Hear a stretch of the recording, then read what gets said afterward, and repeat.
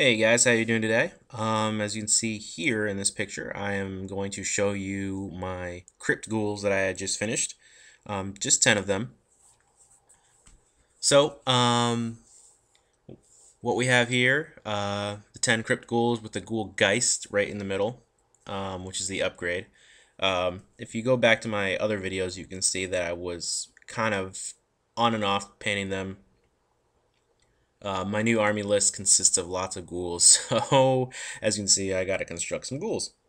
So here's just the first picture here. So here's just another picture as well, close up of the 5 on the left side next to the Terrorgeist. Um, I'll tell you how I painted them a little bit later when I show you the different colors as well. So I think they turned out really well. As you can see, you got the basing, the grass, and then the rocks for their overall basing. Turned out pretty cool. I kind of like they're a little bit more action posed than the other ones. The other ones are kind of tall and kind of flailing around and raising the roof kind of thing. These guys are kind of like grabbing, like ass grabbers, and kind of stabbing with their makeshift bone shanks, hunched over, a little bit more action packed, drooling a little bit. Overall, a little bit better than the other ones, but I think they still could use a little bit more action in them. Their faces kind of look silly-ish. So here are the Terrorgeist, but the other ones next to the Terrorgeist. Um, so just another shot of them, kind of coming at you. There's little red beady eyes, pallid skin. I took a bunch of pictures, and only a few turned out really well. I tried different lighting, and it just wasn't a lighting type of day. So I just really wanted to get some shots of these guys out. So here's another overall shot on some black backing there. So again, they're looking pretty cool.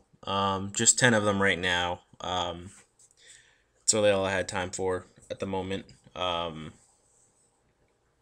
But more ghouls to come, of course. I've been challenged a bunch of times for my vampire counts. I had to deny them because of the fact that I had to change my list around because my previous list was just so soft with skeletons, and skeletons really aren't worth their points. So here's them on my painting table. It's actually just my kitchen table. As you can see in the back, I have where I paint them on. I kind of put them on the placemat here. In the background, you can see what I'm going to be doing with my Crypt Ghouls. I have the 40 millimeter bases, like I guess the swarm base, the big swarm bases, not the monster bases. Monster bases are like the 50 millimeter ones. Either way, they're about, you can fit like 4 of the little bases on top of them. So basically what I'm going to be doing is rank and file filler. You see it a lot in some people's armies, not very often, but right now I got to juggle some money around. So basically what I'm going to do is, put 1 or 2 of those on the giant monster bases with some scenery, like some headstones and whatnot. That way it can fill these 30-man ghoul squads pretty fast, and they'll look cool too. And I'm not going to just put 2 ghouls on there. I'm going to make them cool with some bases, scenery, some skeletons maybe coming out of the ground, and some skulls. Alright, so here are the colors I used on my painting station here. That big row in front of you. So we have Skull White, Balkan Metal, the Thracker Green Wash, Mithril Silver, Snakebite Leather, Blood Red, Rotting Flesh, Camo Green, and Devlin Mud, my favorite wash. I used the Devlin Mud for like dark flesh colors, or like rusty armor, or even wood actually. So I use it for a lot. It's my favorite. It's like a mix between like a dark brown, black ink color. So basically what I did was start off the model, primed it black, then I kind of put the camo green liberally all over the model, then Devlin Mud, and then what I did was I chose a couple different ways to do it. I tested on 2 different models. I kind of mixed the Rotting Flesh with the camo green as like a light medium color, Then picked up all the muscles with some dry brushing. Well, not dry brushing, I kind of just picked up the muscles, leaving a little bit of the darkness under it. Then rotting flesh on top of that color, and then I dry brushed it with skull white. Then the other model I found was a little easier. I just skipped the medium color and I just put the rotting flesh on top of the camo green that had the Devlin wash on top of it. And then, so that the second one was camo green, Devlin mud, rotting flesh, dry brushed with skull white, and that's really what I went with. It didn't really show the in between color, so I didn't bother with it. So that was the skin color. The dry brushing of white picked up a lot of the details, and it made him a lot more paler and sickly looking. And then what I did was I took scorched brown and then Devlin mud for the hair, which you'll see the other colors for. Then snakebite leather on top of that. That's their fur or their tufts of fur, or whatever the hell they are. And then what I did was, that was the fur, so that was pretty easy. And then I picked up with the scorched brown, all the bones and teeth. Then Devlin mud on top of that to darken it. And then I took the a different color you don't see yet. I'll show you later. Bleached bone for the bone. And then for all the metal, I did like the chains and the rings and whatnot. Bulk on metal, Devlin mud, dry brushed with mithril silver. That's the rusty color I use. And then the Thraka green wash was for like the drool that was coming out of their mouth. I didn't want to make it like drool. I kind of wanted to make it poisonish looking, kind of nasty poison color. So I used it on top of the drool, and it kind of turned out really well because they're poison attacks. So I have no idea where their poison comes from, really. So, and then for their beady little eyes, I put down white and then blood red on top of that, so it was bright.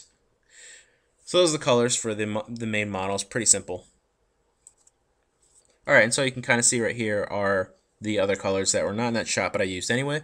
Mainly, I use this row for basing, so I can just tell what step I'm on. On the top, we have scorched brown, then we have dark flesh, and then we have bestial brown, then we have bubonic brown, and then we have bleached bone. So all the colors in that row plus these are what really are the model. And then you have the brushes that I use. You can see right here I have two flat brushes, one with black handle, one with green handle, and then I have a medium detail brush that's rather short, which is the green handle on the right, round. And then next to it, the white handle, a round detail brush with a longer hairs in there. The flat brushes are pretty much for dry brushing, either dry brushing or for basing or for large flat like the bases. And then the medium round with the green handle is usually for painting around the bases, around their feet, so I don't get all the paint all over their feet.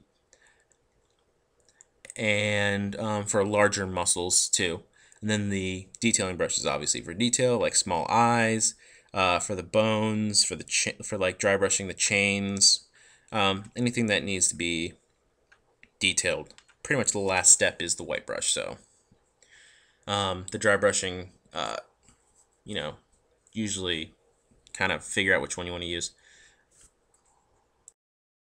So in my previous videos, I tell you how to do the basing, but I'll tell you anyway.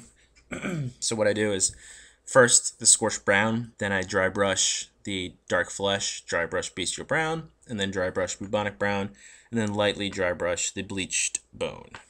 So pretty simple, and it looks good, I think.